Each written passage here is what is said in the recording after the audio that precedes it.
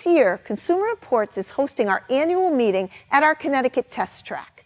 We'll have demonstrations of our testing, and we'll film a Talking Cars about autonomous technology in front of a live audience. Want to join us? Send a short email to talkingcars@consumer.org by October 1st and tell us why you'd like to come and what question you'd want to ask the Talking Cars panel. We'll select a limited number of people who can attend the meeting in late October. Of course, while we'd love to pay your way, we're a nonprofit, so you'll have to cover the costs of your travel. Hope to see you there. It's National Child Passenger Safety Week, and we talk about all the things you think you know and probably don't know about children in car seats. Next on Talking Cars.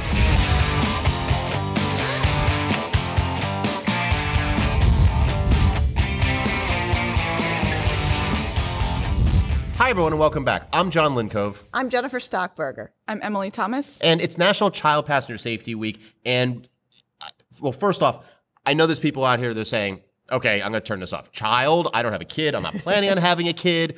I don't want a kid. This is down the road. I'm not even dating anybody. What's going on? But you know what?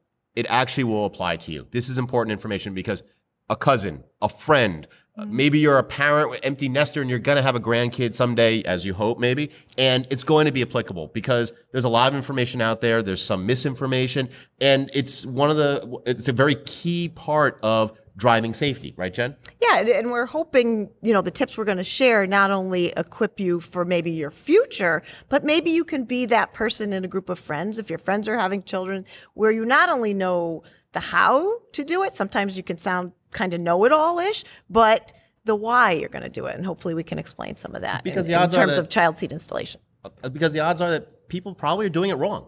Yeah, so the stats still say that of child seat installations, about 46% are still installed wrong. And we're talking only one type of misuse being some aspect of the installation that's going to jeopardize the protection of the child seat. So, and coupled with the fact that 73% of the people believe they did it right. So it's this mix of, I think I've got it, so they're but they really already don't. Had a kid, so right. now they can put a child in the seat. Right. Well, I know because I have two kids. Right. You have children. You have children. And we've got the experts on it right here. We have the queen of all things child seats. We have her partner in crime with a PhD. Dr. Emily. Dr. Emily. So we're going to dive right in here because there's some shocking tips out there that people need to know about, right? Yeah.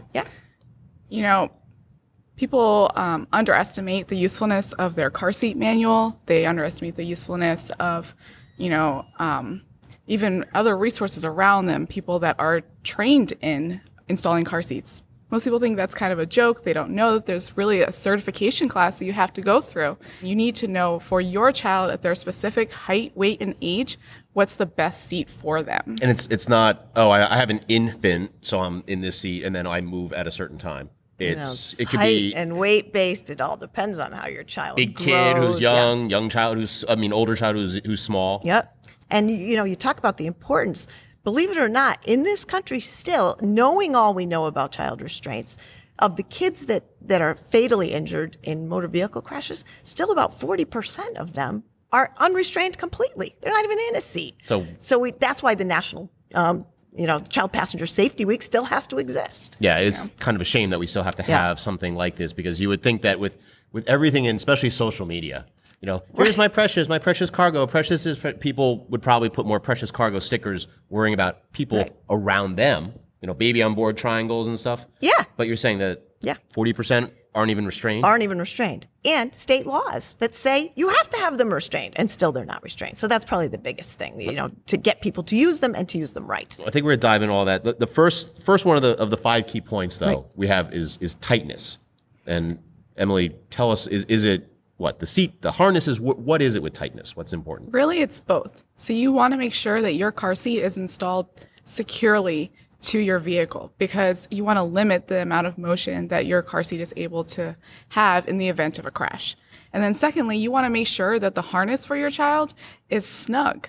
You shouldn't be able to pinch any webbing at their shoulders between your fingers. Okay, so like something like that. Right, you do that, and it shouldn't be able to grab any. If anything comes between your fingers, it's not tight enough. But what if my child's uncomfortable? You know what? In reality, what you think is uncomfortable for them probably isn't.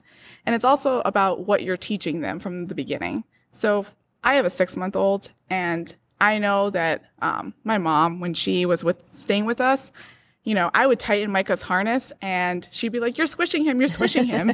And I'm like, no, I'm not. And in reality, he's more uncomfortable and squirmy when I first put him into his seat and his straps are loose.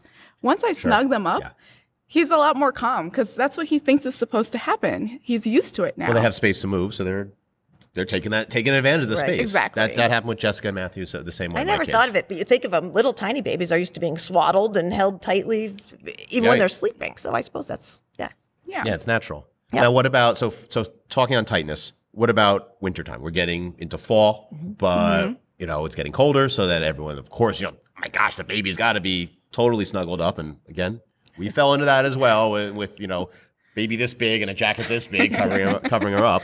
But what do you have to do when you have winter clothes? You want to make sure that whatever coat you're using is not too puffy so that it's creating additional slack between your child and their harness. So you can do a really quick test. You can put their coat on, put them in their harness, snug them up. In the house or something, right? Right, in the house. And then, take them out of their car seat, remove the coat, put them back inside, and then click them back into their harness and see how much room there is now between their harness and them. And it'll give you an idea of how much more space there is for them to be able to move without the protection of that harness during a crash. So really the best things that you can do are to either use a lightweight jacket or sweater when you're harnessing them and put a blanket over them afterwards. Or for some older kids, you can put their coat on backwards over their arms after you've harnessed them in. That way they can't get into stuff. That way too, yes. not a straight jacket, just as. Okay. So what about tightness on the seat itself? So your car seat, it should not move more than 1 inch side to side and front to back, whether you're installing it with the lower latch anchors or with your seat belt. So Lower latch. dense here, the latch. So latch stands for lower anchors and tethers for children. Okay. And so if you look at your rear seat where the two cushions meet, if you kind of dig in in that little crevice, there's usually 2 little buttons that'll show a kid. And right there are these 2 metal anchors. So all car seats now, they come with latch connectors. So you can attach your car seat that way. It's important to know, though, that those anchors, they have a 65-pound weight limit, which is your child. Each anchor? Together. Okay. Right. So the weight of your child plus their car seat. So if you have a really heavy car seat, you're probably not going to get as much use out of it with the lower anchors, but you can always install with your vehicle seatbelt when that happens. Okay. So we have the lower anchors, and I know the ones that are kind of the buttons. Those are easy to use. And then you have the hooks. What about for top tethers? So top tether you usually find either on the seat back or if it's a sedan, you'll find it on the parcel shelf. And really for any forward-facing seat, you always want to install the top tether, whether you're using the seatbelt or the lower anchors. And it's because it has a huge safety benefit. It prevents, or rather it limits the forward motion of your car seat and your child. It's such a simple step. Right. So many, almost half the people still don't do it. And it's just that simple hook up and tighten. And I mean, so how often are you taking a giant convertible seat out of a car? I mean, Rarely. I did it. Well, we do it we're here. a unique Dave's going to be case. doing it. Dave has a little Bambino. Dave has a newborn, And Andrew over here is going to have one sometime, and Tolly over there has got a whole brood going on. I think he's building a soccer team. But with the cars here, where you're driving a different car every day. Right. You're moving a seat in and out. I mean, I was moving a infant carrier and base and a convertible seat every day, right? and I didn't want I was so excited for my children to grow up for that risk. And in fact, I would just sit in a car for a couple of weeks because it's easier than moving the seats. Right. So if you're not moving a seat out, why would you not use the top? Yeah. Just get in there, wrench on it, and you're done. And I think 2 things there. One is the latch name, lower anchors and tethers for children. There's one reason people only believe it goes with the lower anchors. That's not true. The benefits from the top tether are with anchors and with seatbelt. So we say put it on for all forward facing.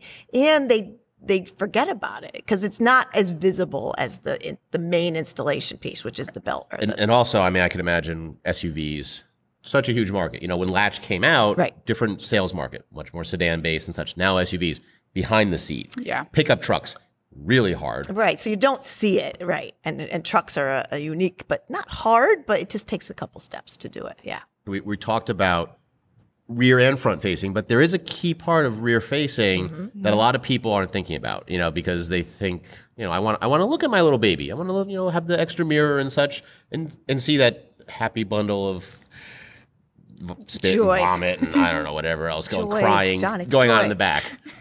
Enjoy. Jen, what about rear facing longer? It is safer to keep your child rear facing than forward facing. So you go back, again, my youngest is 13 years old. I turned him around at 1 year, and that was the recommendation at the time. But now, and I'll let Emily talk to the science of it in a little bit, but many states now are passing state laws. One just recently passed here in the state of Connecticut that says you have to keep your baby rear facing longer.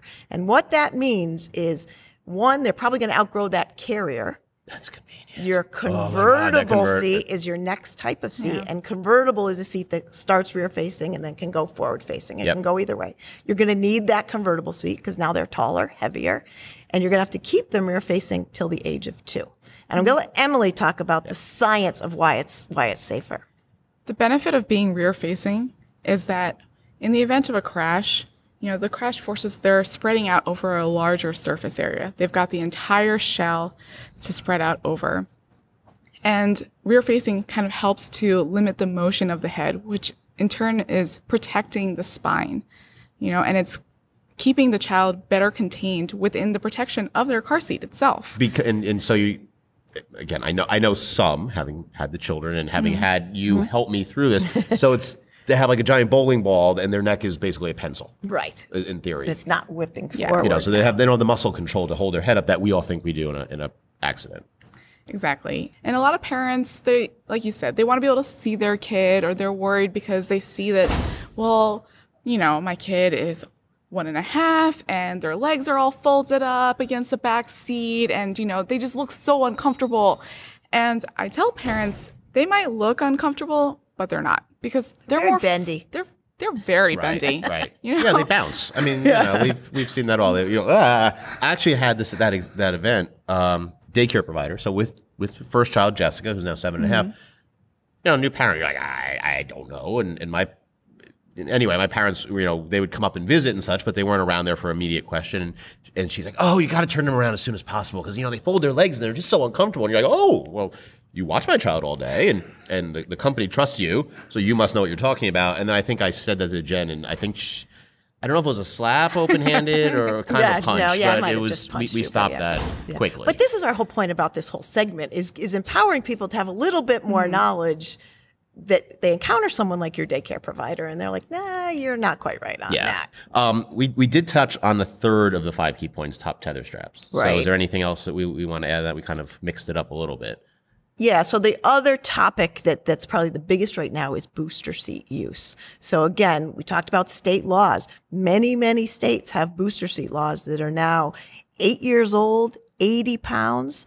The whole thing, the whole science behind boosters is they're in the vehicle seatbelt now, but it doesn't fit them quite right. So the whole idea is this belt to bone. Yeah, you don't want, what do when it's across their neck or across their shoulder? They Pull it, take right, or- and put it behind Yeah. them. So now they don't have the protection of the shoulder belt at all. You want it kind of midway across their clavicle, their collarbone, belt to bone. And then the other big issue is at their hips. When they're shorter, the lap belt portion tends to ride up on their belly. There's a whole set of injury called seatbelt syndrome that comes from, in a crash, that seatbelt actually cutting into their abdomen and injuring internal organs. So the whole benefit of the booster is it raises them up so they get that belt to bone engagement at their hip, at their collarbone. Again, kids are all different sizes. I happen to have a tall, thin kid who thought she was ready, but she didn't meet the weight limits of our state law. I used to joke, you're going to the prom in that booster seat. But it really Sure, does she have loved it. benefits. And truly convenience-wise, they can see out the window better. yeah. They have side wings to lean on in high back versions, which we do recommend high back versus the backless versions. But if backless is all you have, that's great too. Still better than nothing. So boosters are big. Again, state laws are driving that, where you have to keep your kid in a booster seat longer. Yeah, I mean, it was a big thing for Matthew to be in a booster because his big sister had a booster. Right. And he's catching up height-wise. So, yeah, now they're both in a booster. He's just that much tall. He's 5.5, but he's almost as tall as a 7.5. Right. So he may outgrow the harness of a harnessed seat. Yeah, yeah. Even there, I hear parents saying a lot of times that, oh, well, I have a really tall kid, but, they're maybe 4 or 5 or 6. And they're like, but they're really tall. And so, it's okay if they're not in their booster anymore. And there's this totally fine. Not that you do that at all, John. No. But there's this misconception that, it's really one factor alone that makes it so they can be out of their booster. Either they're, a really heavy kid, or, they're a really tall kid, or I think that they're old enough. But in reality, it's, it's a combination of the three, but especially it's the combination of age and height. Yeah. So while Matthew might be tall for a 5.5-year-old, Sure. he is still only 5.5. And biomechanically speaking, physiologically speaking, his body is not strong enough to withstand the crash forces of the vehicle seatbelt being applied by itself. Mm-hmm. His bones need to be stronger. So we really encourage that, you keep your children in a booster seat until they're between the ages of 8 to 12 and they're at least 4 feet 9. Mm. Yeah. And Emily brings up a point. Don't be wanting to rush through these stages. The truth is, every step is probably a little less safe in terms of the next progression. So rear facing's a little safer than forward facing. Harnessed is a little safer than booster. So don't be in a rush to get your kids whipped through all the stages. Well, that kind of leaves it into our final key point is that, don't think you know all or even any of it, and you think like, oh, well, I knew this, I knew that, and I'm going to put them into the booster and they'll be fine. Or I'll take the back off the booster. They don't need to have the guide, right? Right. Don't rush. We joke, which we talked about Dave and his new baby. Dave sits near where we sit and he listens to this stuff, maybe half listens all day, every day. He literally sits in our area. 6 months ago or a few months ago, he had his baby and let me tell you, he got it all wrong. Osmosis does not work. He came and we went, what the heck are you doing? It was upside down. So again, that would be our final point is absolutely, Emily talked about these child passenger safety technicians. Seek them out. They're usually law enforcement, fire department, nurses, or just techs in your area. So besides just is there a general, just go to the fire department or the hospital? You can inquire, ask your hospital, ask your local law enforcement. But if you can't, safekids.org on the web and safercar.gov, which is the National Highway Traffic Safety site. You put in your zip code, they can direct you to either a technician or a checkpoint in your area. So now I can hear it. You've lasted through the whole show and you're going, back in my day. Oh, yeah. It's nanny state, the government regulations, we lived through it. My parents put me in a box and we drove all around the country and I lived. But so what do you say to that? These people the naysayers, like it was fine before. Why do we need these multi-$100 seats that, serve one purpose and then you have to get rid of it if it's been bumped or something? Yeah, and I lived through that. So we've talked on I was the kid riding around in the way back with absolutely nothing, and we pulled some stats from 1975. I was 9 years old in 1975. So I was that kid. And yes, I survived and some of the people watching survived, but many others didn't. Yeah. And the truth is that child passenger motor vehicle occupant fatalities are about 52% lower than they were in 1975. And when you talk about rate, there's a lot more kids. I talk about we spend a lot more time with our kids in the car now. Yeah, more miles driven every year, sure. Both parents are working. There's all these sports. There's multiple play dates. There wasn't getting off the bus and going home and hanging out. Kids are in the car all the time. So that's despite the additional vehicle miles traveled that the kids are having. So yes, people survived, but many didn't. And things are much, much safer, particularly with the use of child restraints. In reality, it's also because we know more now.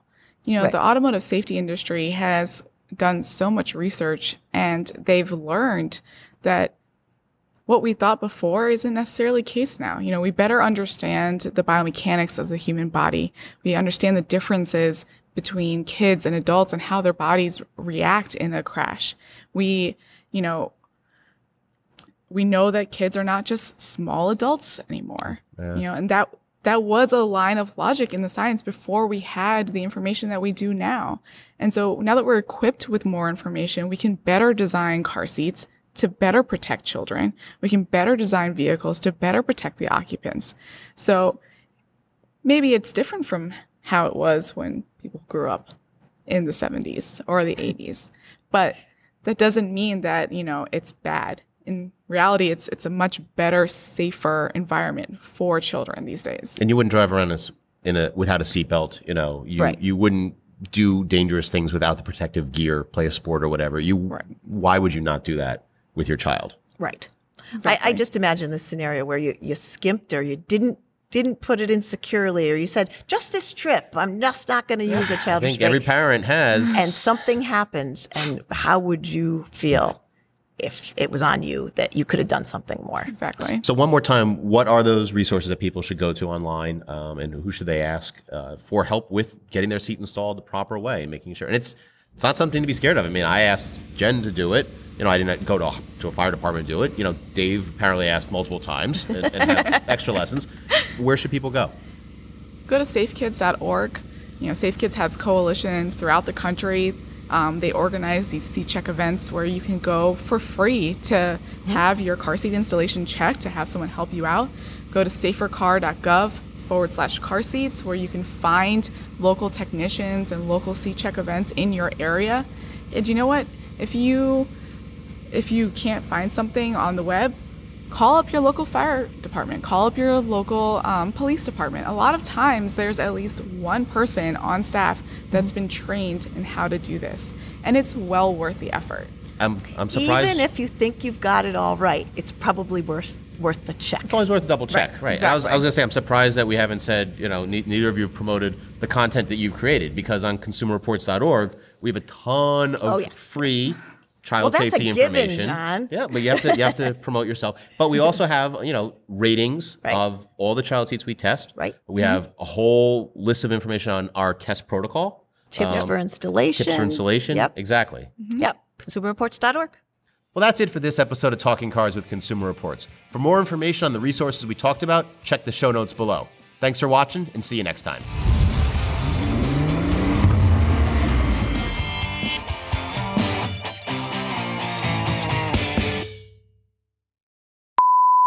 It's National Child Safety Passenger something in the car week.